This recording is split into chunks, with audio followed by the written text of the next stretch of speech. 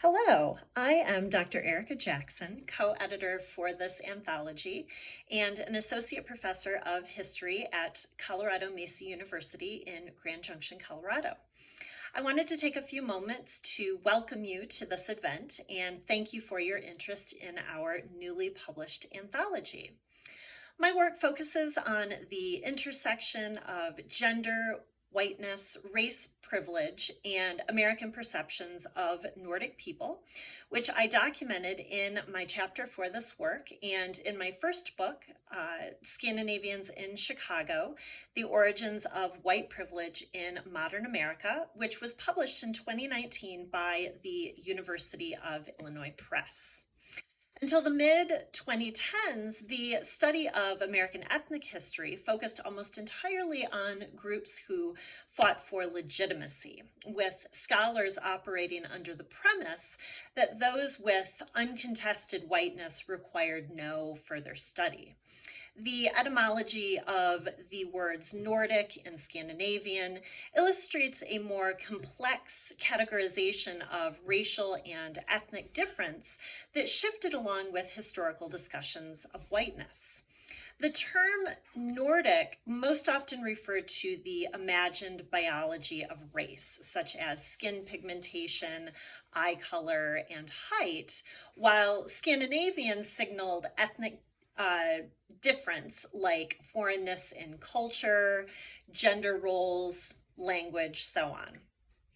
What these categories do not consider is the extent to which terms were used interchangeably by both Americans and Scandinavians, regardless of critical thinking about the dichotomies of race and ethnicity.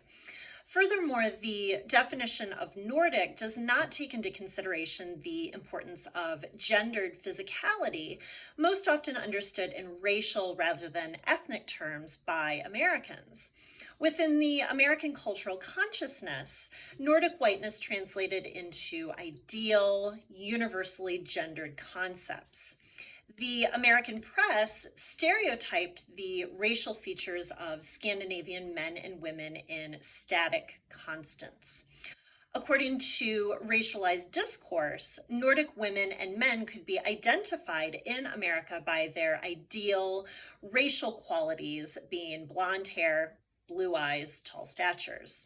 By May 1961, Hugh Hefner sexualized the Nordic whiteness of Swedish women in Playboy's pictorial essay, Girls of Sweden, as mysterious, racially pure, and with a marked difference to American girls. In the bedroom, fortunate American men could expect a hyperactive mating instinct from Swedish women. Unlike American women influenced by the era's feminine mystique, Swedes were looking for a good time, not for marriage.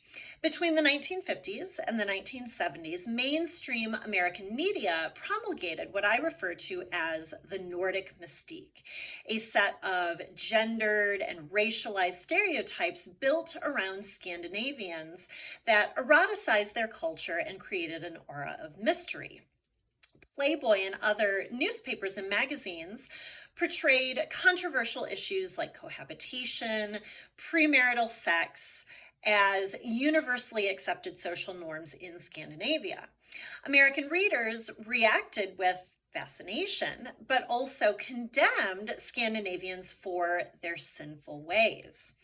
Using a feminist approach, I examine the process by which Scandinavian women, particularly Swedes, became a sexualized other in American popular culture. This is a stereotype that exists within mass media to this day. There have been a number of exciting developments in the study of Nordic whiteness, gender, sexuality, as well as in the observations Americans and Scandinavians express toward the other within history and contemporarily. My hope is that our anthology will build upon this scholarship and will spark new conversations regarding the significance of Nordic whiteness within American ethnic history. Thank you again for your attendance, and please feel free to contact me with any questions you might have about this anthology or about my work by emailing me at ejackson@coloradomesa.edu.